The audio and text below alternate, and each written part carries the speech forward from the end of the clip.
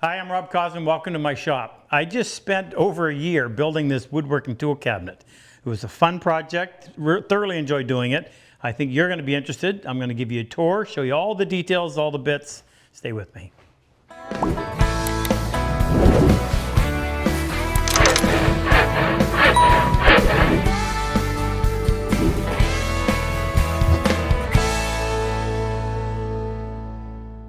The idea for this actually started off, it was going to be a project for a week-long hand tool workshop. I laugh now because after I got working on the prototype, I thought this is never going to get done in a week. But I really liked it. I wanted to complete it. I had a good idea that I wanted to see through. So we used it as one of our projects for our online workshop. Now, if that interests you, you can always become a member and you can see the entire build. But what I want to do right now, I want to open it up and let you see it real quick. And then we're going to go through and I'm going to talk to you about every aspect of it. Go through the whole process of what we did. Start off with the prototype, I'll show you that. And then show you some of the things that I think are unique and also some things that maybe I would have done a little bit differently. So we designed it to be locked up. So you turn the key, got to remember which way. Open this up, there are two wings. And in order to hold the wings in place, we had to get a little creative with these special little, what do we call them? I don't even know, what do we call them?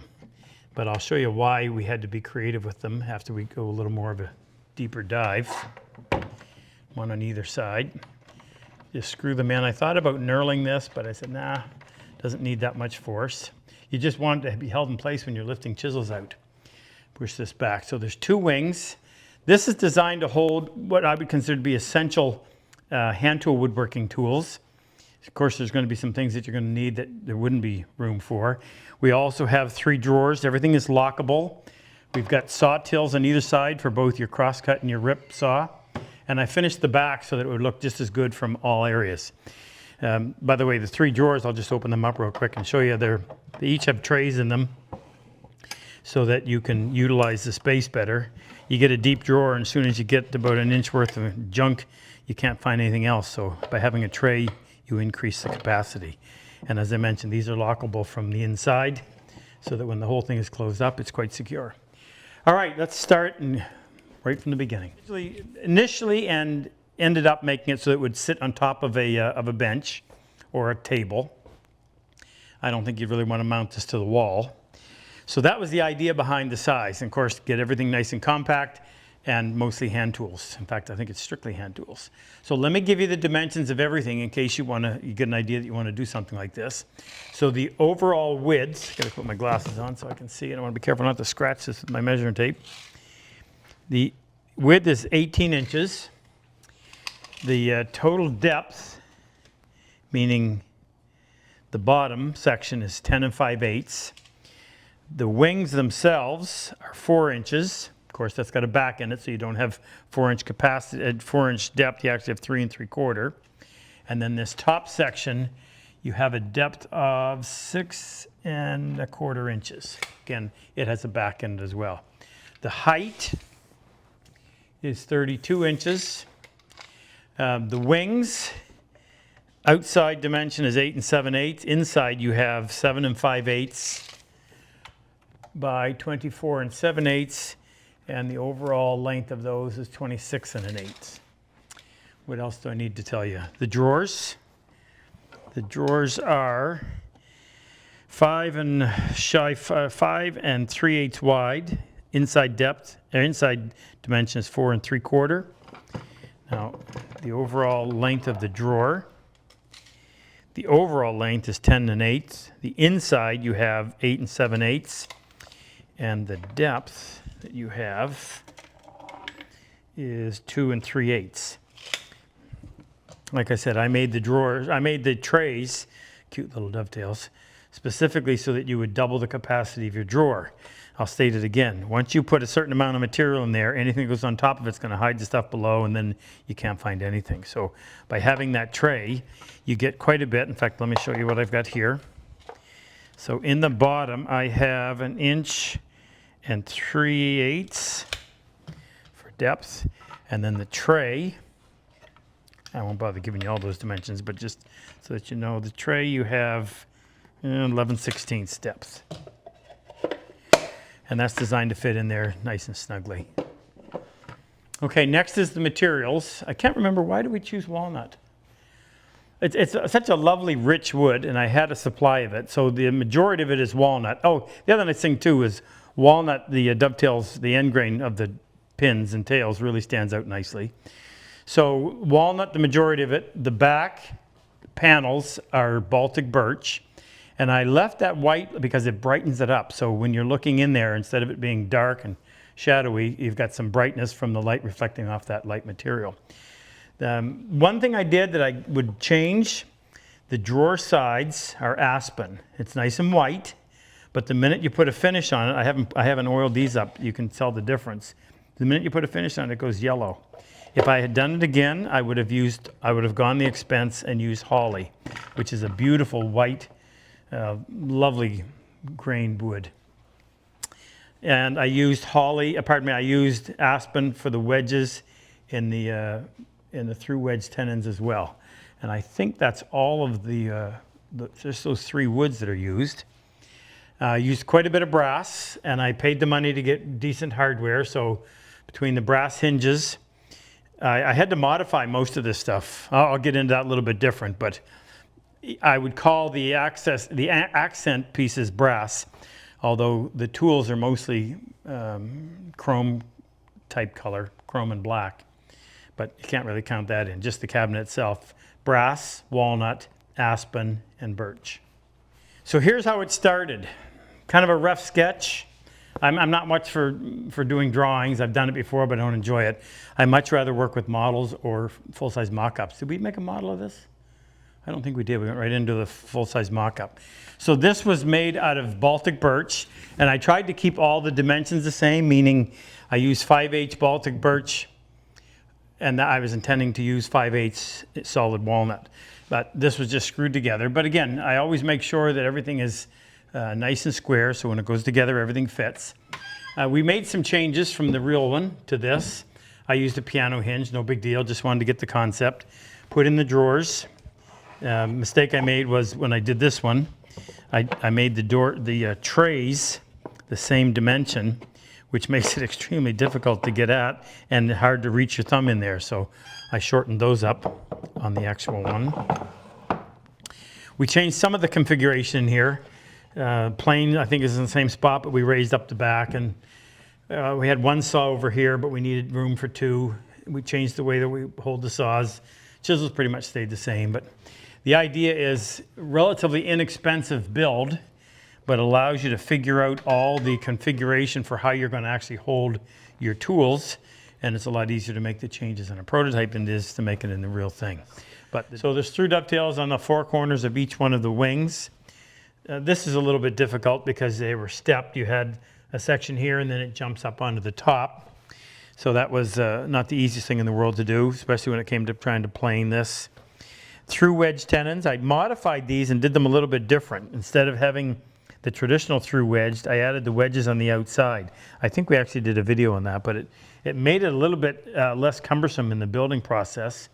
And I even did it up here as well. So you look down on here, and this is the other part that I was a little bit disappointed in. The color of the aspen turns almost the same color as the walnut, so you don't get that contrast. Far more contrast from the end grain of the walnut. If I had to use holly there, that would have stood out. Now on the front, the ends, I purposely did that. The ends of the tails on the drawer sides come all the way through the front, but again, they yellowed and wasn't 100% thrilled with that. Some more joinery issues. If we look at the back,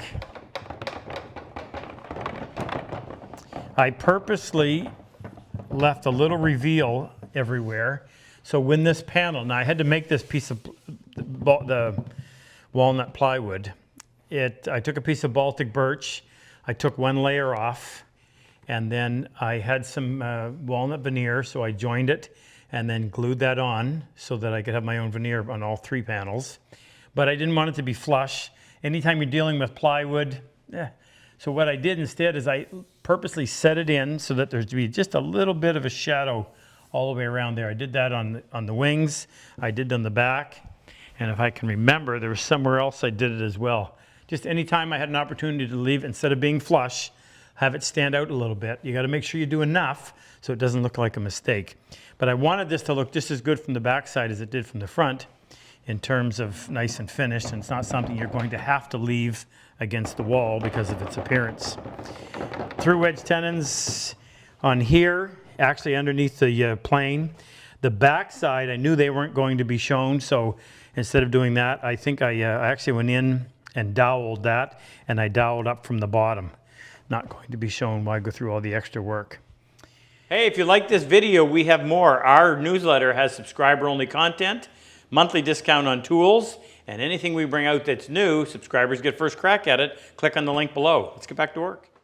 All right, so this is the biggest section, how we put all the tools in place. And that was actually the biggest challenge because nothing was uniform, so every piece was going to be unique. Let's start over here on this wing. So I wanted my chisels, obviously they had to stay in place and they had to prevent from falling out. So I knew I needed magnets, but I don't like seeing the magnets. So what I did is I drilled the holes from the back side. I put the magnets in with a cup very close to the surface. That gives you a lot of holding power, but you don't actually see the ugly magnets. And then of course I had to get all the angles on these pieces right. So as you can tell, they're splayed, and then each one sits down into a hole. And then I actually went in, I didn't want to see the center of a screw or a drill bit. So I went in there and I rounded that out just so it would look a little more finished.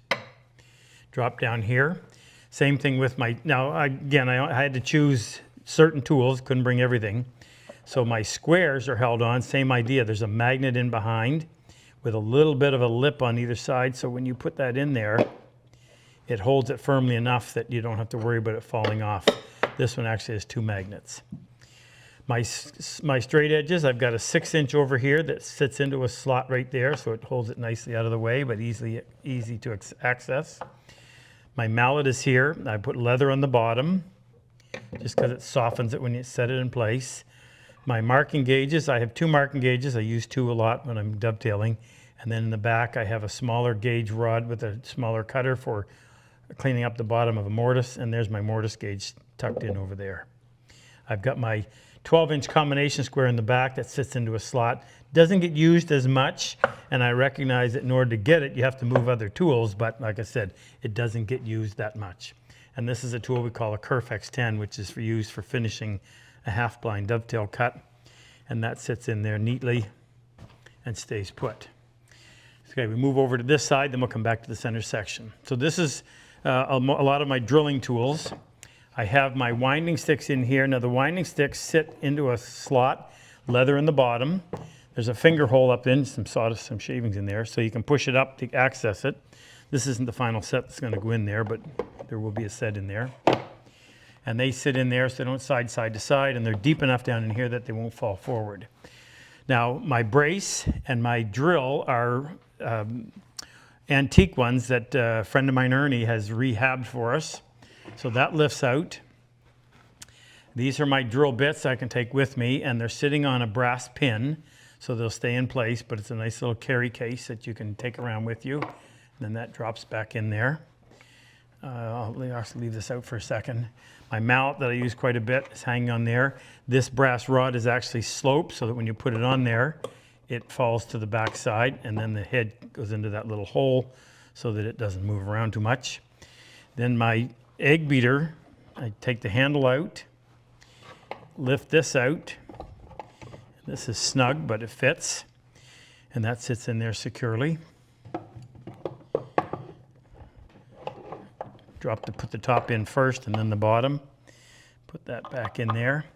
And I have a flush trim saw that I use quite a bit, and that sits down into a little sleeve. Just have to bend it to fit it down in. And then here's my drill bits. And my bits are held in place with little clips, which is nice. It holds them securely. This is hinged on. I even dovetailed the top and bottom just to kind of close it all in and make it look a little neater. That folds in before you close the door. Now down here in the... I will add that in order to have room for this, I had to have the brace sticking out like this. But when it closes, that clears, and it sits in here in an open space, so it wasn't going to be an issue. And it's actually quite convenient to be able to access. Just grab that right there with your hand. Don't have to move any other tools to get around it. Now, before we get into this, let's do the drawers. I forgot to mention this. I had to have some kind of hardware that was not sticking out, but still accessible. The drawers are small, so it couldn't be overly big. So I got these, and I thought about making them shiny brass, but I thought, you know what, I really don't want them to stand out. I almost want them to be only noticed when you need them. You reach in, and it is rather small, but it's usable. The drawers are just a traditional fit, which is no side-to-side slop, a little bit of top to bottom. Has a drawer stop right there, a tray in each one. Now the configuration is different in each tray. And by the way, in the back, you have a piece of brass with a hole in it, and that's part of the locking mechanism, and I'll explain that in a second. I used 1/8" Baltic birch on the bottom, and I have drawer slips. Drawer slips just increase the width of the running surface, so it'll last a lot longer before it starts wearing out. This drawer has 2 long compartments. The middle drawer has 3 running side to side, and this one has 1 great big open space. They need to be waxed up a little bit. All right, now this. Oh yeah, I was mentioning areas where I set in.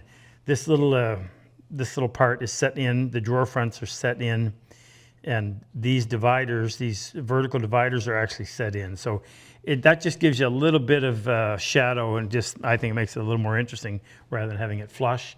And it's a little bit easier to do. I did the same thing over here. This piece is set in. This is set in. That's set in. Any pieces over here where 2 pieces come together, I always set one in from the other. Just again, I think it looks better. Okay, now our center section. Let's start on the outside.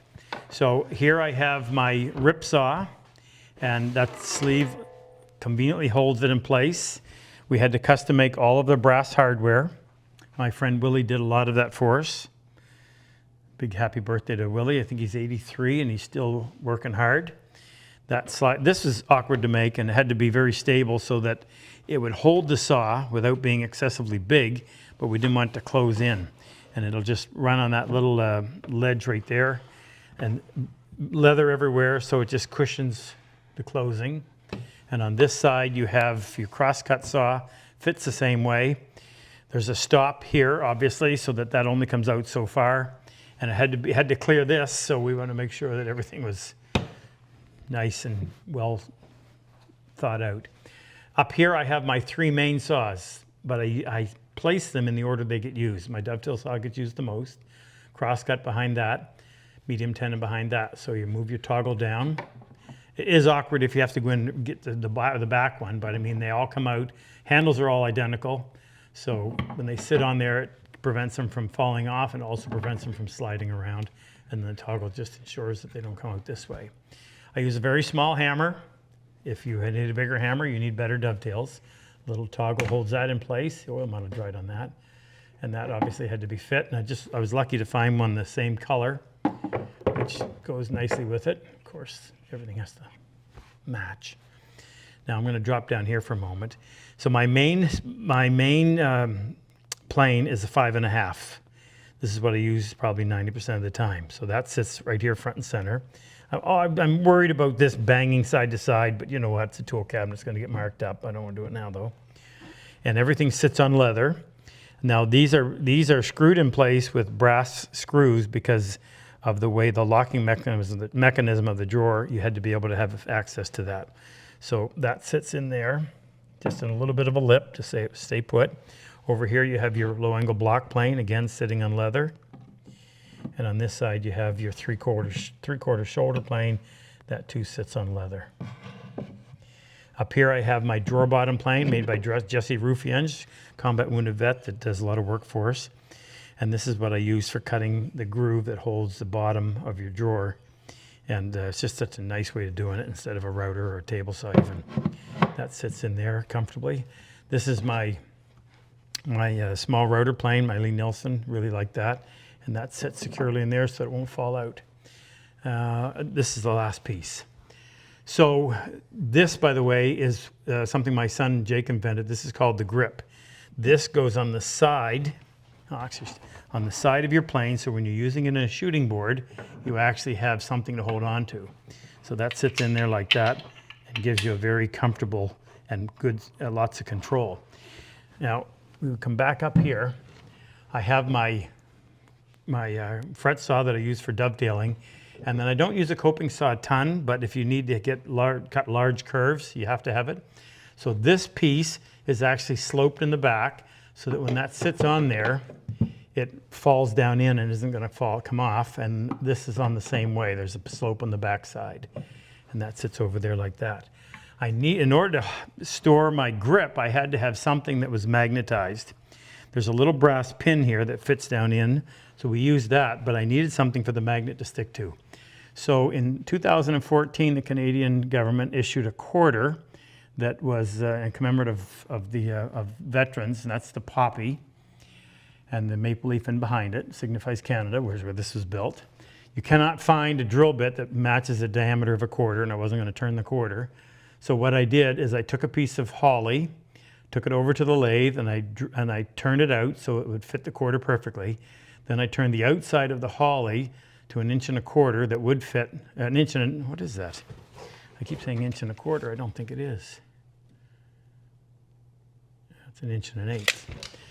So I bored an 1 1/8 inch diameter hole, turned the holly to fit, mounted that in there flush, and now that's what the magnet holds to, so that stays put. And of course, when you take it off, you'll find out where this was made. I wanted to be able to lock everything up. So I have to show you how we did that for the drawers.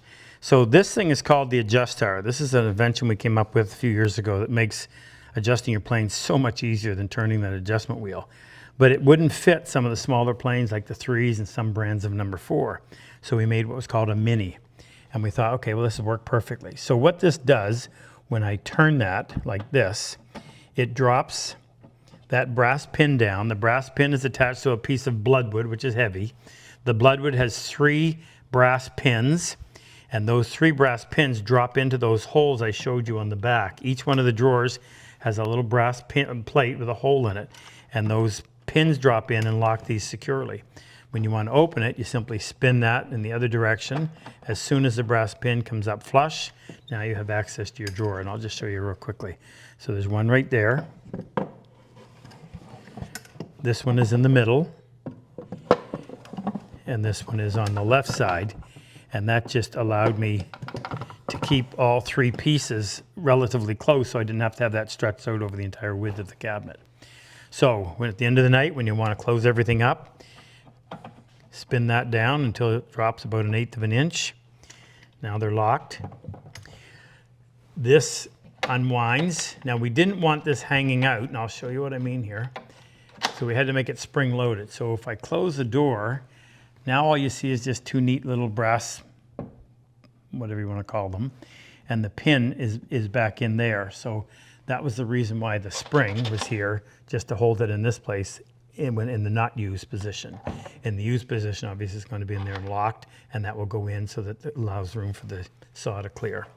So drawers are locked. This closes. Now I put a strip on here, and I put it on with brass screws intentionally.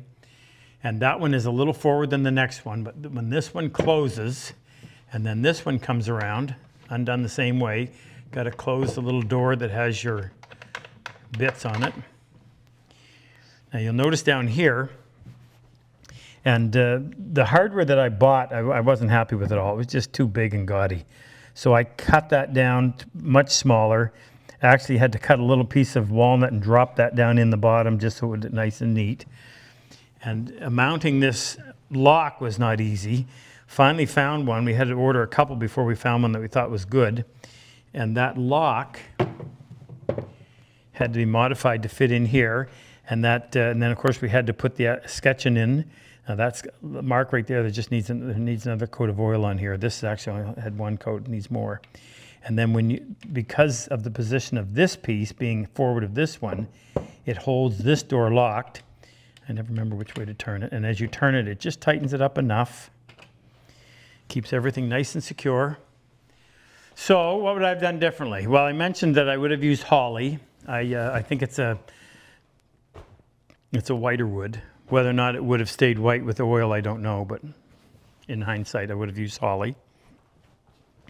The other thing I would have done differently is the walnut itself. If you look at this side, I thought I took this all out of the same board. But look at the contrast in the color. This is chocolate brown. This is dark chocolate. This is milk chocolate. And why that happened, I have no idea. I'm hoping that as it oxidizes, it'll all come to the same color. But same thing over here. I used the same couple of pieces of wood, but look at the difference in the color of the different. Now this is actually veneer, but if you look at the rest of these pieces, a lot of them don't look the same at all. But hopefully people will see past that and just say, oh, it's wood. Every piece of wood's a little bit different. However, when you know what you're doing, you should be able to match your woods up a little bit better than that. Overall, I love it. The idea that behind this is we are going to somehow use this as a fundraiser for the Purple Heart Project. So we'll figure out a way. We haven't yet come up with a way, but at some point this is going to find a nice home somewhere, and the funds from it are going to help fund our Purple Heart Project, where we bring combat wounded veterans in 6 times a year, and we treat them to a 6-day workshop where we teach them how to build the skills on how to build a piece of furniture like it was 200 years ago. Turns out that woodworking, hand tool woodworking, is extremely therapeutic, particularly from those suffering from traumatic brain injuries, PTSD, physical injuries, whatever it happens to be. Anyway, I hope you enjoyed this. Wood is good. See you. If you like my work and enjoy my style of teaching, click on any one of these videos and help take your woodworking to the next level. I've always said, better tools make the job so much easier. If you click on the link below, the chisel and plane icon, it'll take you to our site and introduce you to all the tools that we actually manufacture right here in our shop. It'll also give you information on our online and in-person workshops.